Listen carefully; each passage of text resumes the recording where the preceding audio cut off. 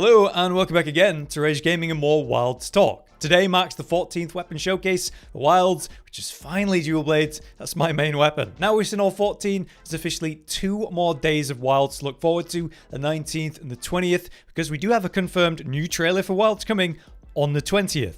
There's also been a lot of speculation about the 19th, like what's going to be shown on that day, tomorrow? Well, let's start by squashing your potential hopes. While it would be awesome for a 15th weapon to be revealed at last, it still doesn't seem likely. As confirmed by Joe Bustos, it's simply going to be a recap day. Joe is a social media and community manager for Capcom USA, so he's a very valid source to give us something like that kind of confirmation. Even so, people are still hoping there's a chance maybe they're going to surprise us. It's like a trick, but nothing about this situation suggests to me that this is indeed the case. So we'll see, but I'm not expecting that. In any case, we do have 14 weapons shown, and while they all have great changes or updates, there's obviously some winners in that bunch. From upgraded function to just awesome new moves, alongside the new details folded in from, say, the Rise editions. This is indeed a subjective take, but today I want to talk about the 5 weapons I think have got the best updates, what they are and why, and how it'll have a big impact on the normal gameplay. So let's run through the list, starting with one that I did not expect to like so much, and that's Lance. Something as straightforward as poking a monster until it dies is appealing to some and not to others. But there's no denying that the power of that shield and the ability to guard and counter so many attacks is a really great way to, say, learn the game or learn monster movesets. The wild version, though, looks awesome, smoothing out the gameplay. Where normally you'd have to poke, hop to the side, poke, hop to the side for that kind of attack movement, here they've smoothed it out so that you can poke while hopping at the same time. What a crazy concept. As silly as that is, it's going to make the gameplay significantly smoother when you're looking to reposition. We have lots of nice visual stuff, like a constant blue flare whenever you're activating the block, so when you go for a perfect guard and block at the right time, it's during that blue flare to let you know that's when to do it. Obviously, the main thing here that's going to be a major change though, the shield bash. They've given them consistent shield bash options to allow for a build-up of KO as you bash the monster's head in. Between, say, the awesome looking focus attack where you bash with the shield, push forward, ticking down with the shield, and the massive thrust at the end, or the guard counter follow-ups where you're going to slap with the shield in retaliation. Kind of like S&S, where you're choosing between using the sword and the shield, and you're using the shield to build up KO against certain enemies. That is now something you're going to be able to do with the Lance, giving it this whole other section of play and reason behind the types of attacks you're going to choose. So Lance is going to maintain a very straightforward playstyle with the poking, able to do more vertical attacks to reach up high. It's going to be able to 360 counter with that guard stance, and it's going to be able to use KO build-up attacks through the blunt nature of shield attacks. I think it's going to refine the actual gameplay with how much smoother it's going to be, and then with these new options with the shield bashing. So I'm really happy with that, and I'm actually looking forward to trying it. But I am, again, as I said, a Duw Blades main. God, was I not looking forward to losing counterattack from the Duw Blades. It would cost, your wire bugs, but I'd always make sure to save at least enough to maintain counterattacks, since we could just press it in half a second, get a counter, completely mitigate even the worst, most dangerous attacks. That appears to be back, but in a new form that sits with the Duw Blade better. This looks like the adept style dodge, so rather than throwing out a counter using a wire bug, we evade at the right time, get this flare of blue, and do a spin attack while dodging at the same time because of that. This is a form of counterattack, but it's not like a massive hit. It's purely to evade the attack. Compared to the Rise version then, I much prefer the look of that. Again, feeling more like a Duw Blades evade as it should. But there's other great things that are going to smooth out the gameplay. For example, the demon mode activation. Normally we have to awkwardly stand there and raise it above ourselves, so the trick to overcome that would be to do it mid-air through a flying attack or something. Here it's just a smooth move and demon mode, which is just a really nice quality of life thing. Lastly, obviously, I want to talk about the focus mode attack, where we have the new aerial launch. This is actually the same aerial launch attack that you saw in Rise. It's the same launch up, but instead of hanging in the air for different follow-up choices, it goes straight into this backflip off the monster and then attaches with the grapples to pull you back in for the fantastic Levi-style spin down the spine. It looks incredible, but this is something I talked to Josh about before we saw the Duw Blades trailer. As cool as the spin down the spine attack is,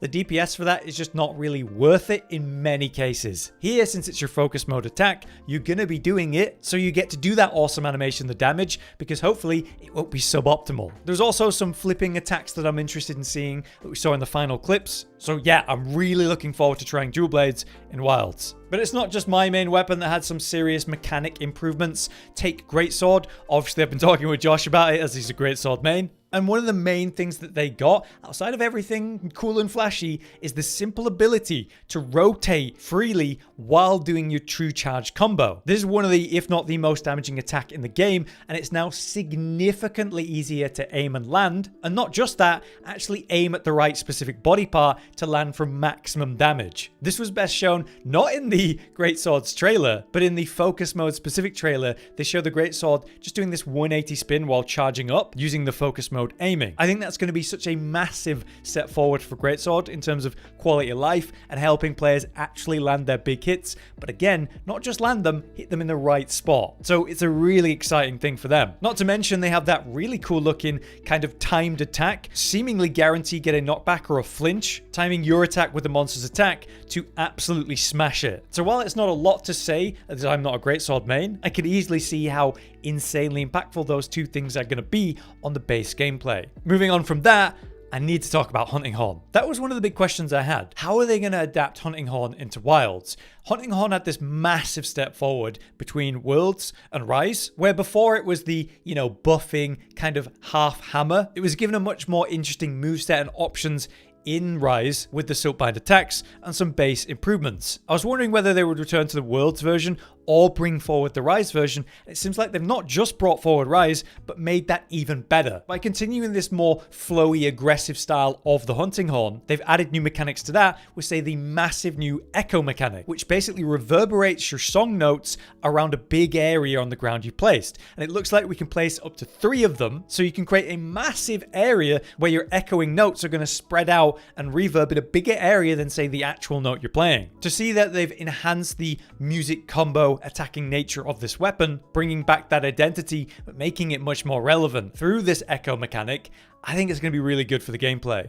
Lastly though, an overall top I think from the trailers is bow. And I think it comes down mostly to the new mechanic that they're adding, the tracers, which essentially you attach this thing to the monster and then that causes homing missiles. So if you're firing at the sky or just somewhere random, it forces the arrows to fly into that exact spot where the tracer is. So you place the tracer on the head or an ideal weak spot. The tracer absorbs that damage and eventually explodes, so it's not infinite, but it's the fact that you can use things like dragon piercers to not miss at all, as this guy fires at the air and then it gets dragged into the head of the monster. This may make the dragon piercer more of a viable, relevant move, which is hopeful, but I think baseline, not flashy at all, just placing the tracer in that specific part you need to hit, whether it's the hind leg, the tails, or obviously the heads, and then not having to worry about aiming when you're being bared down. It could allow you to play much closer, much more aggressively, which is one of the funnest ways to play bow in my opinion. Also, it was such a big surprise when we saw their focus mode, and it was literally the magic archer aiming from Dragon's Dogma 2.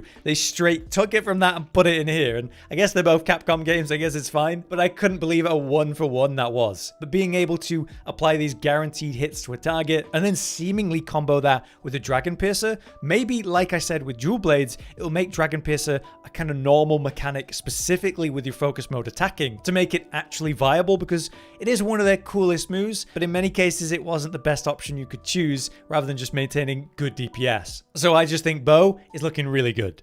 So obviously those are the 5 that I wanted to talk about. I think those are some of the best changes that will update the flows of the weapon, but obviously there are other weapons that looked great, but I'm still questioning some things. For example, I fell out of love with longsword after my 6,000th EI counter slash into helm splitter combo forever. The changes we saw in the Wilds trailer did add new mechanics like movement during the spirit combo to make that better. My question that isn't clear from that footage though is if the meta will just be the same counter into helm splitter combo as the standard move. If it's still just EI countering into Helm Splitters, I'm not going to be as interested in trying it even in Wilds. But I would love to see longsword be more varied than that in this Wilds version. Having said all of that, this is all subjective. We're all going to be most interested in our main weapons either way. And with that in mind, I'm obviously excited to play new Duw Blades. But I'm also a big fan of Switch Axe. I'm really looking forward to trying that one. It did keep its counter style move, but it looks like it won't be doing the zero-sum discharge at the end of the counter anymore, which means maybe it won't live and die by that counter. Also, yes, I'm going to try Lance with the shield bashing and bow with a traitor concept. So let us know what you're most excited for yourself and what weapons you think are going to have the biggest gameplay field change in Wilds. We'll see what happens on the recap day and what that new trailer is on the 20th. Oh, and I'm also going to Gamescom in just a few days where they've got a playable version of Wilds. So I'll be back to talk about that experience pretty soon. Until next time then, I've been Hollow, you've been you, and thanks for watching.